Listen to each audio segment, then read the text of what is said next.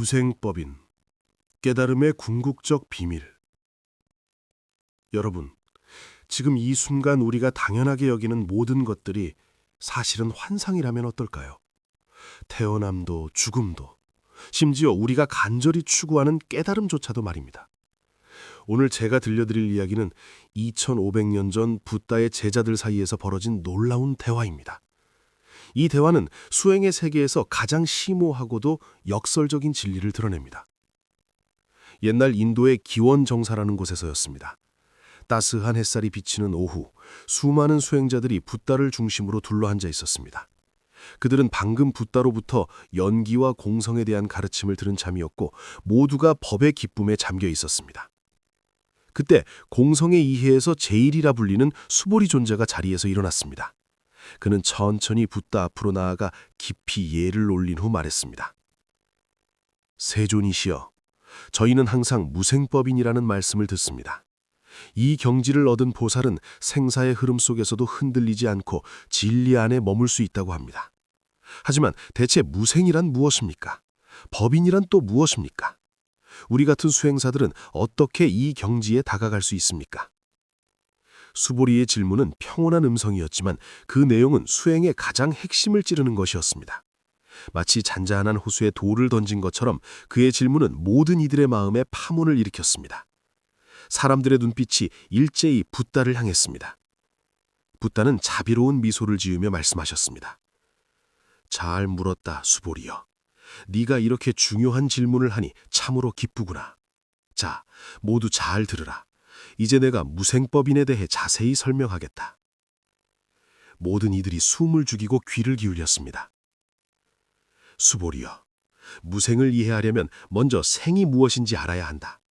우리는 보통 꽃이 피는 것을 생이라 하고 아기가 태어나는 것을 생이라 하고 생각이 떠오르는 것을 생이라 한다. 그리고 꽃이 시들고 사람이 죽고 생각이 사라지는 것을 멸이라 한다. 우리는 이런 생멸의 세계에 살고 있는 것처럼 보인다. 붓다는 잠시 멈추었다가 계속했습니다. 하지만 자세히 관찰해 보아라. 이 세상에 스스로 생겨난 것이 하나라도 있더냐? 모든 것은 수많은 조건들이 모였을 때만 나타난다. 나무 한 그루가 자라려면 씨앗이 있어야 하고 햇빛, 공기, 물, 흙이 있어야 한다. 이 중 하나라도 없으면 나무는 생겨나지 않는다. 그렇다면 나무는 정말로 생겨난 것일까? 아니면 단지 조건들이 모여서 잠시 나타난 것일까? 청중들은 깊이 생각에 잠겼습니다. 마찬가지로 나무가 사라질 때도 그것은 진짜 사라지는 것이 아니다. 가을에 낙엽이 떨어지면 우리는 잎이 없어졌다고 말한다. 하지만 그 잎은 흙으로 돌아가 다시 새로운 생명의 양분이 된다. 그렇다면 정말로 사라진 것일까? 붓다의 목소리가 더욱 깊어졌습니다. 수보리여, 모든 것의 생은 무에서 유가 되는 것이 아니라 조건이 모인 일시적 나타남이고 모든 것의 멸은 유에서 무로 가는 것이 아니라 조건이 흩어진 일시적 사라짐이다. 이 과정에서 정말로 생겨난 실체도 없고 정말로 사라진 실체도 없다. 마치 무지개처럼 햇빛과 물방울이 만나면 나타나지만 실체는 없는 것과 같다.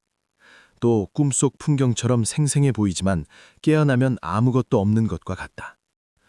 하지만 우리 범부들은 이 진실을 모르고 이 인연으로 모인 가짜를 실제한다고 착각한다. 좋아하는 것이 생기면 집착하고 싫은 것이 생기면 미워한다. 이런 생과 멸에 대한 잘못된 집착 때문에 끝없는 번뇌가 생겨나고 우리는 육도 윤회에 단단히 묶여 끝없는 고통을 받는다. 붓다는 청중들을 둘러보며 말을 이었습니다. 무생이란 바로 깊은 지혜로 관찰하여 모든 법이 본래 생기지도 않고 사라지지도 않는다는 것을 똑똑히 깨닫는 것이다. 밖의 물질 세계든 우리 몸과 마음이든 심지어 우리의 생각과 감정 하나하나까지도 모두 그 본성은 불생불멸이다.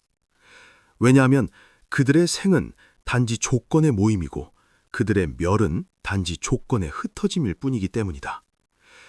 그들의 본성은 생멸, 유무, 오고감, 늙고 주름 같은 이원적 대립을 초월한다. 마치 맑고 넓은 허공처럼 본래 그대로 고요하다. 네가 이것을 깊이 결정적으로 깨닫고 더 이상 생멸의 거짓 모습에 속지 않을 때 이것을 무생을 깨달았다고 하고 무생의 지혜에 들어갔다고 한다. 붓다가 잠시 멈추자 수보리가 다시 물었습니다. 그렇다면 법인은 무엇입니까? 여기서 법은 바로 우리가 논한 모든 만법과 그들의 본래 무생한 참된 본성, 즉 제법 실상을 가리킨다. 그리고 인이라는 글자는 매우 깊은 뜻을 담고 있다. 이것은 단순히 고통을 참는다는 의미가 아니다. 붓다는 천천히 설명했습니다. 첫째, 인은 머무름, 확인, 흔들리지 않음이다. 네가 정법을 듣고 바르게 사유하며 선정 수행을 하여 특히 깊은 반야 공간을 닦아 마침내 모든 법이 정말로 무생임을 직접 체험할 때 이것은 머리로만 아는 것이 아니라 몸과 마음 차원의 직접적 깨달음이다. 그때 네 마음은 가장 견고한 의지를 찾은 것처럼 안정되고 확고하게 이 무생의 진리 안에 머문다. 밖의 경계가 어떻게 변하든 안에서 어떤 생각이나 느낌이 일어나든 너는 그들의 허망한 본질을 똑똑히 알아서 더 이상 그것들에 끌려가거나 동요되지 않는다. 마치 호수 밑바닥에 깊이 가라앉은 큰 바위처럼 호수 표면에 아무리 큰 파도가 일어도 자신은 미동도 하지 않고 안정되어 있다. 제법 무생이라는 진리에 대한 이런 확고부동한 확인과 머무름, 이것이 인의 첫 번째 뜻이다. 이것은 지혜의 정력이다. 둘째, 인은 인정, 승인, 허락이다. 네가 진정으로 제법 무생의 실상을 깨달으면 내면에서 이 진리에 대한 완전하고 철저하며 조금도 주저함 없는 인정과 믿음이 일어난다.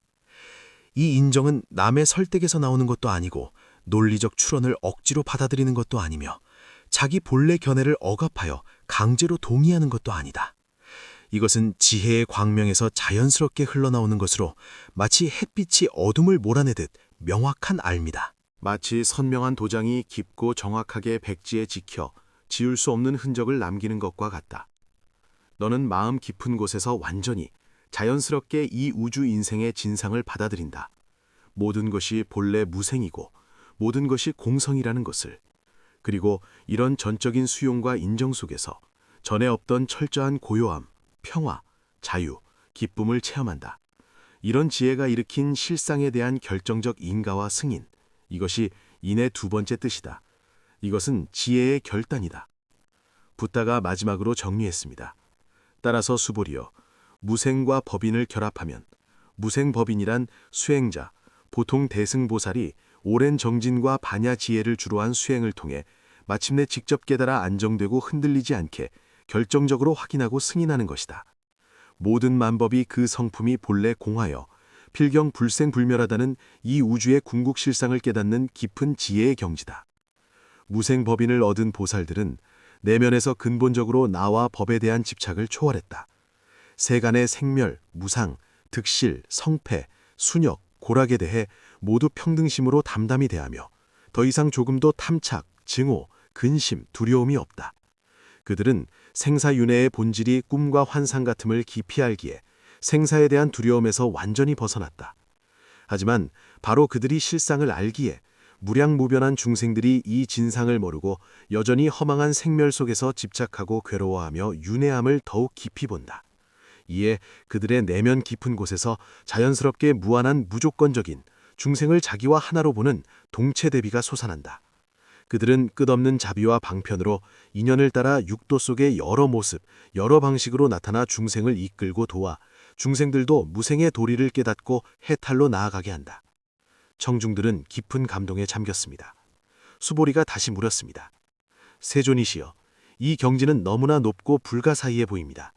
우리 같은 범부나 이제 막 수행길에 들어선 사람들이 일상에서 하는 지계, 보시, 인욕, 정진, 선정 같은 공부는 이것과 어떤 관계입니까? 우리 같은 사람들도 무생법인을 향해 나아갈 수 있습니까? 붓다가 미소 지으며 대답했습니다. 좋은 질문이다, 수보리여. 무생법인은 결코 멀리 있거나 우리 일상 수행과 동떨어진 공중누각이 아니다. 오히려 그것은 우리 모든 바른 수행의 최종 귀착이자 반드시 나타날 지혜의 열매다. 우리가 정진하여 닦는 대승 육바라밀, 보시, 지계, 인욕, 정진, 선정, 반야지혜와 그 밖의 모든 복덕과 지혜를 늘리는 선법들은 모두 최종적으로 무생법의를 깨닫기 위해 길을 닦고 자량을 쌓으며 장애를 제거하는 것이라 할 수 있다.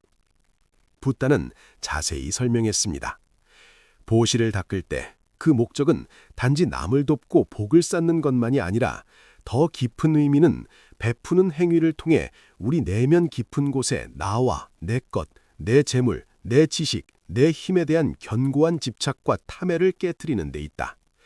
네가 삼륜청정의 보시를 수행할 수 있을 때, 즉 베푸는 내가 없고 받는 저가 없고 베푸는 물건도 없다는 것을 알고 그저 인연 따라 무사히 베풀면 너는 실천 속에서 무아와 무자성을 체험하는 것이다. 이것이 점차 무생의 이해에 다가가는 것이다. 지게를 닦을 때 엄격한 계율일 우리 몸과 입과 뜻의 행위를 규범하는 목적은 단지 악업을 짓지 않고 악보를 피하는 것만이 아니라 우리 마음을 보호하여 거친 번뇌와 오염에서 멀어지게 하고 청정하고 부드럽고 안정되게 하기 위함이다. 청정한 계행을 기초로 하면 우리 마음이 더 쉽게 선정에 들어갈 수 있다. 인욕을 닦을 때 이것은 단지 남의 모욕과 해침과 비방을 참는 것만이 아니라 수행길의 온갖 어려움, 좌절, 병고를 견디는 것이며 깊은 법의 뜻을 배울 때 느낄 수 있는 지루함과 이해하기 어려움을 견디는 것이다. 더 중요한 것은 제법 실상을 안인할 수 있어야 한다는 것이다. 예를 들어 고의 진상을 안인하여 고가 생명의 상태임을 알고 원망하지 않으며 공의 도리를 안인하여 아직 완전히 깨닫지 못했어도 공성의 견해에 안주하며 두려워하거나 물러나지 않는 것이다. 이런 안인의 능력 자체가 법인의 인자에 대한 중요한 훈련이고 배양이다. 정진을 닦는 것은 타고난 게으름과 나태함과 타성을 극복하고 용맹하고 두려움 없이 꾸준히 영원히 물러나지 않는 마음으로 보리대도에서 전진하기 위함이다. 정진이 없으면 앞에 모든 수행이 이루기 어렵다. 선정을 닦는 것은 지와 관을 포함하여 원숭이처럼 들뜨고 폭포처럼 멈추지 않고 흐르는 마음을 점차 평온하게 하여 산란과 혼침을 멈추고 전념과 명석을 얻기 위함이다. 마음이 비교적 고요하고 안정된 상태에서만 우리는 반야지혜를 운용하여 깊고 세밀하게 관찰하고 사유하여 사물의 겉모습을 꿰뚫고 그 뒤의 실상을 볼 수 있다. 이 모든 보시, 지계, 인욕, 정진, 선정의 수행은 최종적으로 반드시 반야지혜를 인도와 통솔로 삼아야 진정으로 해탈로 나아갈 수 있고 최종적으로 무생을 증득할 수 있다. 반야는 모든 법의 연기성 공, 무아, 무자성, 필경 불생불멸을 관찰할 수 있는 근본지혜다. 이것은 세속의 총명이 아니라 이원 대립을 초월하여 실상을 직관하는 깨달음의 능력이다. 붓다는 계속해서 단계적 수행법을 설명했습니다. 어떻게 한 걸음씩 무생법인으로 나아가는가? 이것은 보통 비교적 길고 점진적인 과정을 거쳐야 한다. 옛 어른들은 이것을 신, 해, 행, 증 4단계로 요약했다. 첫째는 믿음이다. 먼저 붓다의 가르침에 삼보, 붓다, 법, 승가의 확고부동한 믿음을 일켜야 한다. 무생법인이 실제하는 경지이며 수행으로 이를 수 있다고 믿어야 한다. 믿음이 기초가 없으면 이후 수행은 시작할 수도 없다.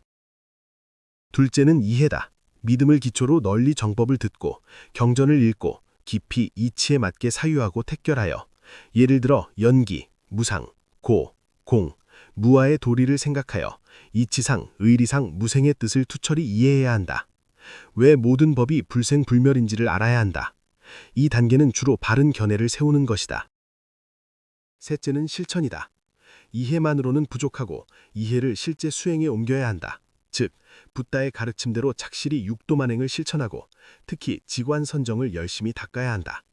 정 속에서 반복적으로 세밀하게 자신의 몸과 마음과 세계를 관찰하고 모든 현상의 생기고 사라짐을 관찰하며 그들의 무상, 고, 공, 무아를 직접 체험해야 한다.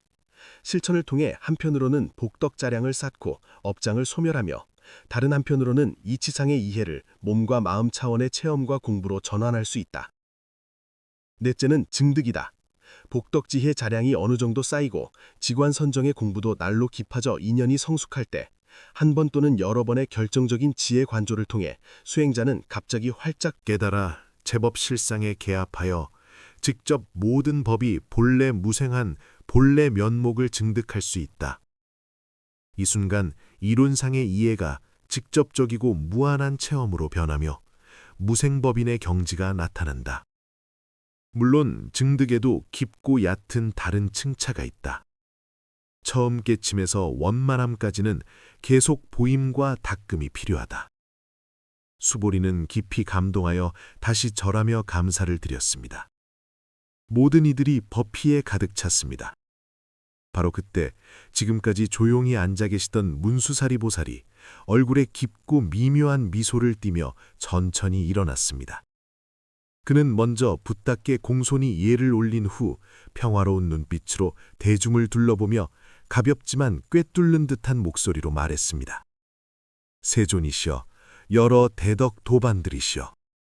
문수보살의 목소리는 사람의 마음을 직접 건드리는 것 같았습니다.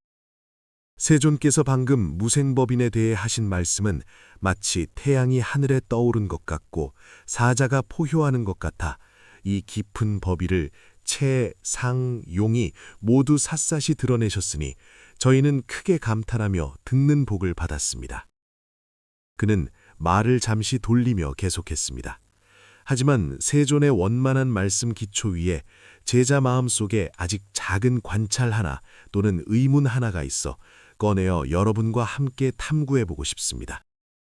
아마도 이것이 세존 가르침의 각주가 되거나 더 궁극적이고 말을 떠난 각도에서 우리가 논한 이 무생법인을 되돌아보는 것이 될 수 있을 것입니다. 이 말이 나오자 모든 이의 주의가 문수보살에게 집중되었습니다. 모두 호기심과 기대로 가득했습니다. 왜냐하면 그 자리에 있는 모든 이가 문수보살이 불법 중 가장 날카롭고 근본적인 지혜를 대표한다는 것을 알았기 때문입니다. 그의 발언은 늘 사물의 겉모습을 단번에 꿰뚫어 예상 바뀌지만 활짝 깨닫게 하는 깊은 진리를 드러냈습니다. 붓다도 미소 지으며 자애롭게 이 법왕자를 바라보았습니다. 좋다, 문수사리여. 무슨 고견이 있는가 말해보라. 네 지혜는 금강보검처럼 중생 마음속 가장 미세하고 근본적인 의혹의 왕을 끊을 수 있다. 우리 모두 듣고 싶구나.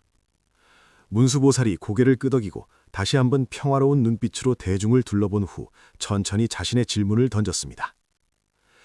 세존께서 방금 우리에게 무생법인을 자세히 설명하시며 이것이 모든 법이 본래 불생불멸함을 증득하는 지혜의 경지라고 하셨습니다. 이 경지를 얻은 보살은 그 안에 안주하여 흔들리지 않는다고 하셨습니다. 이 모든 것이 참으로 진실하고 수행길의 중요한 이정표입니다. 문수보살의 어조에 깊은 생각을 불러일으키는 뜻이 담겼습니다. 하지만 우리가 여기서 열렬히 무생법인을 논하고 우리가 이것을 증득해야 한다고 말하고 그 안에 안주해야 한다고 말하고 이 경지에 도달해야 한다고 말합니다. 그렇다면 여러분께 묻겠습니다. 우리가 지금 논하고 동경하고 증득하려 하는 이 무생법인 그 자체는 대체 생겨난 것입니까? 아니면 생기지 않은 것입니까? 이 질문은 단순해 보였지만 마치 잔잔한 호수에 깊은 수중폭탄을 던진 것 같았습니다. 방금까지 고개를 끄덕이며 이해했다고 느꼈던 사람들이 갑자기 얼어붙었고 전에 없던 곤혹과 딜레마에 빠졌습니다. 그렇습니다. 이 질문은 너무 날카로웠습니다.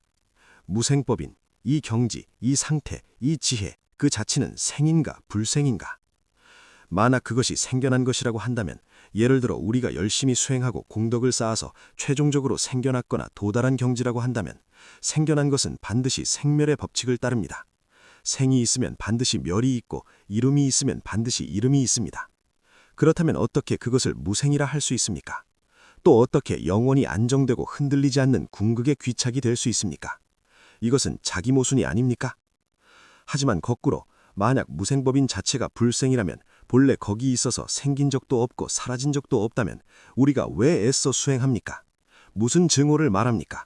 무슨 도달을 말합니까? 무슨 안주를 말합니까? 만약 그것이 본래 있다면 우리는 왜 지금 느끼지 못합니까? 또 왜 붓다가 가르치시고 우리가 추구해야 합니까? 이것도 말이 안 되지 않습니까? 심지어 수행이 필요 없다는 단멸견이나 게으름의 견해에 떨어질 수 있지 않습니까? 순간 온 기원정사가 고요해진 것 같았습니다. 바람이 나뭇잎을 스치는 살랑거리는 소리만 남았습니다. 모두가 문수보살의 단순해 보이지만 핵심을 찌르는 이 질문에 막혀 깊은 논리적 곤경과 사유의 미궁에 빠졌습니다. 많은 이들이 미간을 찌푸리고 곰곰이 생각했지만 완벽한 답을 찾을 수 없었습니다. 공제일로 유명한 수보리 존자조차 이 순간 무거운 표정을 지으며 순간 말로 이 매듭을 완전히 풀기 어려워 보였습니다. 문수보살은 모두가 막힌 후 그 곤혹스러우면서도 알고 싶어하는 표정을 보고 얼굴에 다시 상징적인 지혜를 담은 미소를 띄었습니다. 그는 계속해서 모두를 인도했습니다. 여러분, 우리가 무생법인을 구하는 목적이 무엇입니까? 근본적으로는 생멸무상의 허망한 현상과 그로 인한 고통에서 완전히 해탈하기 위함입니다. 그렇지 않습니까? 더 이상 유무, 생멸, 득실, 시비 같은 이원대립의 개념에 얽매이거나 속지 않기 위함입니다. 그렇지 않습니까? 많은 이들이 마음속으로 조용히 대답했습니다. 그렇습니다. 그렇다면 문수보살의 목소리가 더욱 명료하고 힘있게 변했습니다. 만약 우리 마음속에 여전히 단단히 이런 관념이 있다면 무생법인이라는 수승한 경지가 있어서 내가 추구하고 증득하고 안주해야 한다는 것이 있다면 여러분 생각해 보십시오. 우리는 다시 모르는 사이에 새롭고 더 미세한 집착에 떨어진 것이 아닙니까? 우리는 본래 무생한 실상 밖에서 인위적으로 우리 마음으로 무생법인이라는 법, 목표, 대상, 경지를 생겨나게 한 것이 아닙니까? 그렇다면 우리가 정의하고 동경하는 이 무생법인도 역시 우리 의식, 분별심의 산물이 아닙니까? 그것도 역시 생멸심이 투사한 그림자가 아닙니까? 세존께서 가르치신 가장 높은 진리는 일체법이 필경공이며 본래 무생입니다. 그렇다면 우리가 무생법인이라고 이름하는 이 법도 우리 인식과 언설 속의 한 개념, 한 목표로서 자신의 본성도 역시 무생이어야 하지 않습니까? 역시 공이어야 하지 않습니까? 역시 얻을 수 없는 것이어야 하지 않습니까? 문수보살의 이 말은 무비하게 날카로운 지혜의 검처럼 겹겹이 깊이 조금도 사정없이 사람들이 증오와 경지에 대해 가질 수 있는 마지막 집착을 잘라냈습니다. 그는 계속해서 일침을 가했습니다. 그러므로 여러분, 진정한 무생법인이란 무엇입니까? 그것은 당신이 노력해서 마침내 무생법인이라는 것을 얻거나 무생법인이라는 특수한 상태에 들어가는 것이 아닙니다. 오히려 정반대입니다. 진정한 무생법인은 당신이 얻고자 하는 마음, 상태에 들어갈 수 있다고 여기는 생각, 능증과 소증을 구분하는 분별까지도 완전히 철저히 사라진 그 순간에 비로소 진정으로 나타납니다. 달리 말하면 당신이 철저히 깨달을 때 당신 몸과 마음, 안팎의 모든 현상만이 아니라 모든 경계가 인연화합으로 본성이 무생일 뿐 아니라 바로 그 알아차리는 마음, 능관심, 그 깨달아지는 경지인 무생법인 자체, 심지어 그 깨닫는 행위 자체까지도 모두 연기성공의 법칙 안에 있어 조금도 자성이 없고 필경 얻을 수 없다는 것을 깨달을 때, 이때 모든 능소가 사라지고 마음과 경계가 둘이 아니며 말의 길이 끊어질 때, 소위 무생법인이 더 이상 추구되는 대상이 아니라 당신 지금 이 순간 본래 자연스러운 생명의 상태가 됩니다. 그러므로 수보리여, 문수보살이 질문자를 향해 눈길을 돌렸습니다. 당신이 무생법인이 무엇이냐고 묻는다면 나는 이렇게 대답할 수 있습니다. 당신이 더 이상 무생법인이 무엇인지 묻지 않을 때, 당신이 더 이상 그것을 이해하고 안주하려는 집착이 없을 때, 당신이 내가 지금 무생법인을 증득하기 위해 수행하고 있다는 생각까지도 완전히 내려놓았을 때, 바로 그 모든 추구, 모든 정의, 모든 집착을 내려놓은 바로 그 순간에 당신은 이미 무생법인과 완전히 상응한 것입니다. 왜냐하면 무생의 실상은 모든 시공에 가득하여 어디에도 있지 않은 곳이 없고 언제에도 있지 않은 때가 없습니다. 그것은 모든 법의 본래 진실한 모습입니다. 그것은 당신이 무언가를 참을 필요도 없고 무언가를 얻을 필요도 없습니다. 그것은 다만 당신이 생이 있고 멸이 있고 득이 있고 실이 있다고 여기는 꿈에서 깨어나 그것이 본래 이러함을 알기만 하면 됩니다. 우리 수행은 근본적으로 무생이라는 경지를 창조하거나 도달하기 위한 것이 아니라 우리 참마음 본성 위를 덮고 있어 우리로 하여금 생과 멸이 있고 나와 남이 있다고 잘못 생각하게 하는 무명, 망상, 집착을 제거하기 위한 것입니다. 이것은 마치 먼지 묻은 거울을 닦는 것과 같습니다. 우리가 거울을 닦는 것은 거울 속에 영상을 만들어내기 위함이 아닙니다. 영상은 본래 비춰질 수 있습니다. 우리가 거울을 닦는 것은 가리는 먼지와 때를 닦아내기 위함입니다. 먼지가 닦여지면 거울 본래 지닌 그 광명하고 맑게 만물을 있는 그대로 비추는 기능, 이것이 마치 무생의 본성 또는 무생법인이 드러내는 지혜 광명처럼 자연스럽게 나타납니다. 그것은 닦아서 나온 것이 아니라 본래 있던 것입니다. 당신이 더 이상 내가 거울을 닦고 있다는 행위에 집착하지 않고 거울이 얼마나 깨끗해져야 한다는 목표에도 집착하지 않고 다만 순수하게 무소득으로 행하거나 다만 순수하게 알아차릴 때 그러면 거울 자체의 광명, 무생법인은 거기 있어 한 번도 떠난 적이 없습니다. 문수보살의 이 말씀은 마치 어두운 밤 가로지르는 번개 같고 혼돈 속에서 울리는 병력 같아 그 자리의 모든 이가 전에 없던 영혼 깊은 곳까지 닿는 충격과 청량함을 느꼈습니다. 그는 붓다가 앞서 하신 수행차제와 경지묘사의 방편 말씀을 부정한 것이 아니라 붓다의 가르침을 직접 모든 언어, 개념, 능소, 대대를 초월한 가장 궁극적이고 가장 요의적인 측면으로 밀고나간 것이었습니다. 그는 무의 변제와 심오한 지혜로 놀라운 비밀을 드러냈습니다. 진정한 무생법인은 생각하고 정의하고 추구하고 획득할 수 있는 대상이나 경지가 아니라 당신이 모든 대상과 경지에 대한 추구와 정의를 내려놓은 후 바로 그 순간 자연히 드러나는 본래 청정하고 본래 원만하며 불생불멸한 마음의 본래 면목입니다. 붓다는 처음부터 끝까지 문수보살의 발언을 조용히 경청하고 계셨습니다. 문수보살이 말을 마치자 붓다 얼굴에 무한히 흡족하고 높이 찬탄하는 미소가 떠올랐습니다. 그는 대중에게 말씀하셨습니다. 좋고 좋도다 문수살이여. 네가 한 말이 참으로 사실과 이치에 맞고 직접 사람 마음을 가리켜 본성을 보고 부처를 이루게 한다. 그가 설명한 것이 바로 이 무생법인의 가장 궁극적이고 가장 요의적이며 가장 불가사의한 진실내함이다. 참으로 잘 말했다. 만약 세속제의의 각도에서 언설방편의 각도에서 말한다면 우리는 그것을 보살이 증오한 경지, 수행이 도달한 계위, 그 안에 안주하는 상태로 묘사할 수 있다. 이것은 초학자를 인도하여 믿음을 일으키고 목표를 분명히 하고 차제대로 수행하게 하는 데 필요하다. 하지만 만약 승의제의의 각도에서 제법실상의 측면에서 말한다면 그것은 확실히 무소득, 무소징, 무소주다. 왜냐하면 거기에 어찌 신류에 능증오하는 사람이 있겠는가? 나공. 어찌 신류에 소중오하는 법이 있겠는가? 법공. 또 어찌 집착할 수 있고 안주할 수 있는 경지가 있겠는가? 공역공이기 때문이다. 그러므로 내가 앞서 무생법인에 대해 말한 여러 정의, 수행 방법, 차제, 공덕은 너희의 다른 근기와 이해 능력에 적응하기 위해 세운 방편법문이다. 너희를 유에 집착하는 범부 경지에서 한 걸음씩 공성의 이해와 체험으로 이끄는 점차적인 권교다. 문수사리가 방금 말한 것은 직접 실상에 개합하고 본원을 도년하며 모든 명언 개념을 초월한 실설이며 이중의 요이다. 이 두 가지 말씀은 겉보기에 다르고 심지어 어떤 측면에서 서로 모순되는 것 같지만 실제로는 서로 등지지 않고 서로 돕고 이룬다. 마치 우리가 손가락으로 하늘의 달을 가리키는 것과 같다.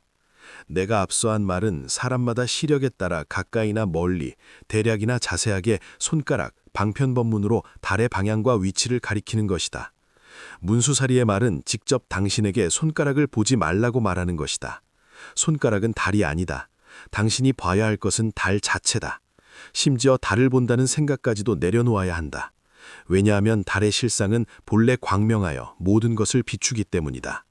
둘 다 최종적으로 가리키는 것은 같은 하나의 원만하고 청정하며 불생불멸한 달, 즉 언어사량을 초월하고 일체상을 떠난 법계 실상 자체다. 그러므로 너희는 앞으로 수행길에서 어떻게 파악해야 하는가? 붓다가 마지막으로 총괄하셨습니다. 한편으로는 내가 가르친 수행차제를 따라 착실하게 복덕과 지혜 두 자량을 쌓아야 한다. 정진하여 육도 만행을 닦고 특히 계정의 사막을 부지런히 닦아야 한다. 점차 번뇌를 항복하고 아집 법집을 깨뜨려야 한다. 이것이 기초이고 근본이며 없어서는 안 된다. 이런 실제 수행 공부 없이 현묘만 가라는 것은 아무 쓸모가 없다. 하지만 동시에 전체 수행 과정 내내 항상 문수사리가 방금한 깊은 당부를 명심해야 한다. 절대 당신이 닦는 행에 집착하지 말고, 당신이 구하는 과에 집착하지 말고, 당신이 이해한 이치에 집착하지 말며, 심지어 공, 무생, 열반 같은 개념 자체에도 집착하지 말아야 한다. 모든 정진 노력 가운데서 항상 무소구, 무소득, 무소주의의 마음가짐을 유지하는 법을 배워야 한다. 다만 알아차리고, 다만 행동하고, 다만 내려놓으며 하되 함이 없고 생각하되 생각이 없어야 한다. 마치 새가 하늘을 날아도 흔적을 남기지 않듯 연꽃이 진흙에서 나와도 더럽지 않듯이 해야 한다. 이렇게 유의 공부도 있고 무주의 지혜도 있으면 인연이 일단 성숙하면 너희는 자연스럽게 어느 뜻하지 않은 순간 활짝 크게 깨달아 통절이 떨어져 나가 직접 언어도단, 심행처멸, 본래 원성한 무생의 경지를 볼 것이다. 그때 너희는 알게 될 것이다. 원래 무생법인은 수행의 결과이기도 하고 수행의 시작이기도 하며 더 나아가 수행 그 자체라는 것을. 그것은 바로 모든 집착을 내려놓은 후 본래 청정한 마음이라는 것을. 붓다와 문수보살의 이 정교하고 뛰어나며 겹겹이 깊이 들어가는 방편의 인도도 있고 궁극의 직지도 있는 지혜 대화는 마치 마음을 뒤흔드는 교양악 같아 그 자리 모든 청중의 인식과 마음 경계를 전에 없던 높이로 끌어올렸습니다. 모두는 이론적으로 무생법인의 뜻, 중요성, 그리고 어떻게 그것으로 나아가는지를 이해했을 뿐 아니라 더 중요하게는 그 뒤에 있는 모든 명언 개념을 초월하여 수행의 궁극 오묘함을 직접 가리키는 핵심법을 깨달았습니다. 그것은 바로 진정한 해탈은 무엇을 붙잡는 데 있지 않고 모든 것을 내려놓는 데 있으며 진정한 증득은 무엇을 얻는 것이 아니라 본래 갖추어져 있고 불생불멸한 근원으로 돌아가는 것이라는 진리였습니다. 수보리 존자는 붓다의 마지막 원흉한 총괄을 듣고 마음에 무한한 법희와 감사가 가득했습니다. 그는 다시 붓다 앞으로 나아가 깊이 절하며 깨달음 후에 맑고 확고한 목소리로 말했습니다. 세존이시여, 문소사리 보살이시여, 제자는 오늘 이렇게 깊고 요의적이며 원만하며 확장된 무상묘법을 듣는 복을 받아 마음속 무생법인에 대한 모든 의혹과 곤혹이 겹겹이 안개처럼 지혜의 햇살에 철저히 흩어져 활짝 열리고 만리를 밝게 봅니다. 제자는 깊이 감사드립니다. 세존께서 얕은 데서 깊은 곳으로 숙달된 방식으로 나아가는 자비로운 인도는 마치 저희에게 앞으로 나아갈 길을 밝혀주셨고 더욱 문수사리 보살의 단도직입적으로 핵심을 가리키는 무상지혜는 마치 저희에게 종점의 등대를 밝혀주셨습니다. 수보리의 목소리에 힘이 실렸습니다. 제자는 이제 마침내 깨달았습니다. 진정한 수행의 길은 이러합니다. 우리는 연기 환상이 이룬 세간에서 떨어지지도 않고 떠나지도 않으며 정진하여 쉬지 않고 육도만행을 행하며 복해자량을 쌓아야 합니다. 마치 농부가 부지런히 밭을 가는 것처럼 말입니다.